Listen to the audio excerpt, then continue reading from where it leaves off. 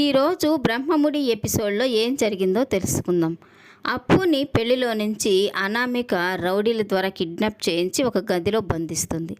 ఇక తనని కిడ్నాప్ చేసింది అనామిక అని తెలుసుకున్న అప్పు, నన్ను కిడ్నాప్ చేసి నువ్వేం సాధిస్తావు అనామిక అని తనంటూ ఉంటే, ఇక అనామిక అయితే, నీకు పెళ్లి జరగకుండా చేసి నిన్ను ఇక్కడ బంధించాను, అదే నాకు పెద్ద గెలుపు. ఇప్పుడు నిన్ను పీటల మీద నుంచి పెళ్లి కూతురు లేచి వెళ్ళిపోయింది, ఇష్టమైన వాడిని పెళ్లి చేసుకోవడానికి వెళ్ళింది అని అందరూ అనుకుంటారు. నేను వేసిన నిందల్ని ఇప్పుడు అందరూ నిజమని నమ్ముతారు. ఎంత మగరాయిళ్ళ తిరిగినా నువ్వు కూడా ఒక ఆడపిల్లవే కదా. నీ మీద మచ్చ పడితే నీకు కష్టం, నీ ఇంట్లో వాళ్ళకి నష్టం జరుగుతుంది. ఇక మీ అమ్మ నాన్న ఊరేసుకొని చస్తారు. అది చాలు.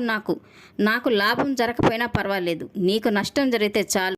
నీ క్యారెక్టర్ మీద పడిన మచ్చ వల్ల దుగ్గిరాల కుటుంబం ఎప్పటికీ నిన్న ఆ ఇంటికి కోడలుగా అంగీకరించదు, నిన్న ఆ గడపలో కాలు పెట్టలేదు. ఇక నువ్వు కళ్యాణ్ ఎప్పటికీ పెళ్లి పెటాకులు లేకుండా అలాగే ఉండిపోవలసిందే.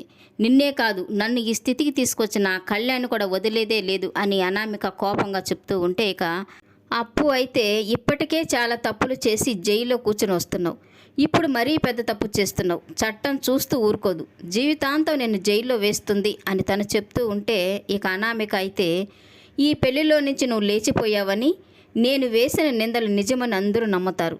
ఊర్లో వాళ్ళంతా మిమ్మల్ని వేలేస్తారు. నువ్వు, మీ అమ్మ, మీ నాన్న ఈ అవమానాన్ని భరించలేక విషం తాగి చస్తారు. అది చాలు. నాకు పడిన శిక్షకు బదులుగా నేను మీకు ఈ శిక్ష వేస్తున్నాను అని అనామిక చెప్తూ ఉంటుంది. ఇక రాజు, కావ్య అప్పు కనిపిస్తుందేమోనని గుడంతా వెతుకుతూ ఉంటారు.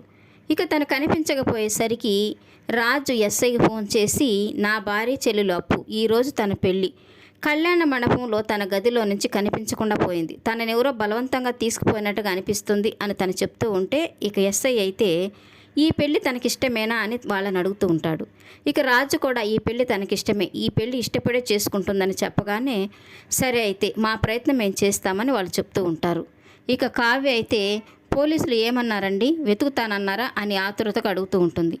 ఇప్పుడే కదా కంప్లైంట్ ఇచ్చాము, వాళ్ళకు కూడా కొంచెం సమయం కావాలి కదా అని రాజు చెప్తూ ఉంటాడు.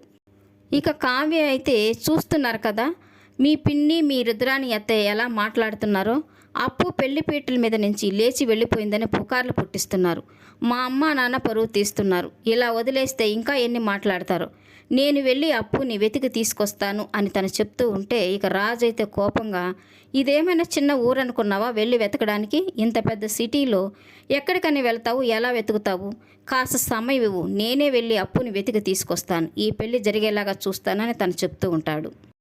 ఇక కళ్యాణ్ అప్పు కోసము కళ్యాణ మండపానికి కారులో వెళ్తూ ఉంటాడు. దారిలో ఒక అబ్బాయి స్పృహ తప్పి పడిపోయి ఉండడం చూసి తన కారు అద్దంలో అతను బంటి అని గుర్తించి, ఇక కారును ఆపి బంటి దగ్గరికి వచ్చి తనని లేపి, బంటి ఏమైంది నీకు, ఇక్కడ పడిపోయినావేంటి అని తను లేపుతూ ఉంటాడు. కాసేపటికి బంటి స్పృహలోకి వచ్చి, అప్పు అక్కని కిడ్నాప్ చేశారు కళ్యాణ్ అని తను చెప్తూ ఉంటాడు. ఎవరు చేశారు, ఎందుకు చేశారు అని కళ్యాణ్ అంటూ ఉంటే, ఇక తను చెప్తూ ఉంటాడు, అప్పు కళ్యాణ మండపంలో ఉండగా ఇద్దరు రౌడీలు తన గదిలోకి వచ్చి తనకి స్పృహ కోల్పోయేలాగా చేసి తనని భుజాన్నెత్తుకొని ఒక కారులో వేసుకుని వెళ్తూ ఉండడం చూశాను, ఆ కారులో అనామిక కూడా ఉంది, అనామికే ఈ కిడ్నాప్ చేయించింది అని బంటి చెప్తూ ఉంటే, ఇక కళ్యాణ్ అయితే ఆశ్చర్యపోయి వింటూ ఉంటాడు. ఎలాగైనా అప్పు అక్కను కాపాడు కళ్యాణ్, నీకు దండం పెడతాను అని బంటి కళ్యాణ్ని వేడుకుంటూ ఉంటాడు. ఇక రాజు, కావ్య కళ్యాణ మండపానికి రావడంతో వాళ్ళని చూసిన రుద్రాని, మీ చెల్లెల్ని వెతికి తీసుకొస్తానని వెళ్ళారు కదా, తీసుకురాలేదా అని అంటూ ఉంటుంది. ఇక దానిలక్ష్మి అయితే, ఎందుకు తీసుకురాలేదు మీ చెల్లెల్ని, ఎక్కడైనా దాచిపెట్టి వచ్చారా, లేకపోతే కళ్యాణ్కి ఇచ్చి పెళ్లి జరిపించే వస్తున్నారా అని అరుస్తూ ఉంటుంది. ఇక రాజు అయితే, అవును పిన్ని, కళ్యాణ్ ఒక్క మాట అప్పుని పెళ్లి చేసుకుంటాను అని చెప్పింటే ఈ పాటికి ఎప్పుడో కళ్యాణ్కి అప్పుకి పెళ్లి జరిపించేవాడిని అని రాజు చెప్తుంటే, ఇక దానిలక్ష్మి రాజు నరుస్తూ ఉంటుంది. ఇక అపర్ణ కోపంగా, ఏంటి దానిలక్ష్మి, నా కొడుకు మీద నోరు లేస్తుంది అని తను నరుస్తూ ఉంటుంది. ఇక స్వప్న అయితే, ఒకప్పుడు ఈవిడ బాగానే ఉండేది, మా అత్తతో మంతనాలు జరిపి ఇలా తయారైంది అని స్వప్న తనంటూ ఉంటుంది.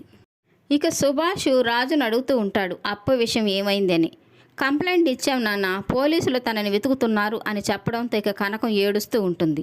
ఇక తనను చూసిన దానిలక్ష్మి, నువ్వెందుకు ఏడుస్తున్నావు కనకం, నీ కూతురు బాగానే ఉంటుంది, ఎప్పుడో నా కొడుకుని పెళ్లి కూడా చేసుకునే ఉంటుంది, తన జీవితాన్ని నాశనం చేసే ఉంటుంది, అయినా ఇక్కడ ఏమీ ఎరగనట్టు ఉన్న ఈ కావ్య అన్ని ఏర్పాట్లు చేసే వచ్చుంటుంది అని తను అనడంతో ఇక స్వప్న కావ్య గురించి నోటుకొచ్చినట్టు మాట్లాడితే ఊరుకోను. కళ్యాణ్ విషయంలో తను ఎంత సహాయం చేసింది, అనామిక నిజ స్వరూపాన్ని బయటపెట్టి కళ్యాణ్ని జైలు శిక్ష నుంచి బయటపడేసింది, అవన్నీ మర్చిపోకండి అని తను చురకలు వేస్తూ ఉంటుంది. ఇక ఇదంతా వింటూ ఉన్న పెళ్ళికొడుకు కోపంగా, మీ గతాన్ని మీరు తవ్వుకొని మీరు గొడవలు పడుతున్నారు తప్ప నా గురించి ఎవరైనా ఆలోచిస్తున్నారా? అప్పు గురించి ఎవరైనా చెప్పినా నమ్మకుండా ఈ పెళ్లి చేసుకోవడానికి సిద్ధపడ్డాను. తీరా తాళి కట్టే సమయానికి అప్పు వెళ్ళిపోయింది, లేచిపోయింది అనే మాటలు కూడా వినిపిస్తున్నాయి. ఇంకా ఉండి తనని పెళ్లి చేసుకోవాలని ఎదురు చూస్తే నా అంత మూర్ఖుడు ఇంకొకడు ఉండడు.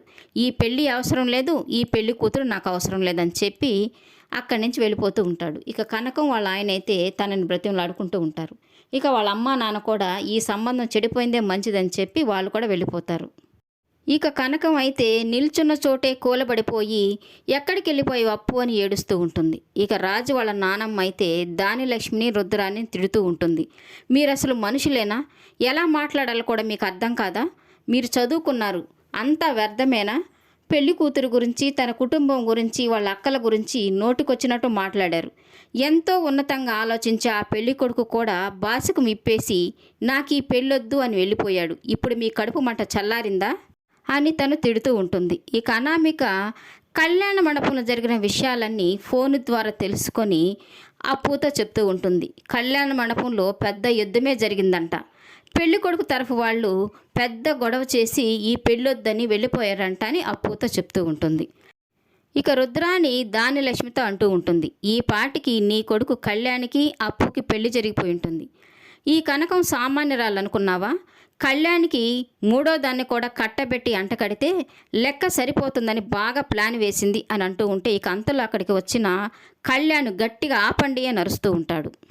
అప్పుని పెళ్లి చేసుకుని వస్తాడనుకున్న కళ్యాణ్ ఒకడే రావడంతో ఇక ఇంట్లో వాళ్ళు దానిలక్ష్మి రుద్రాని ఆశ్చర్యపోయి చూస్తూ ఉంటారు.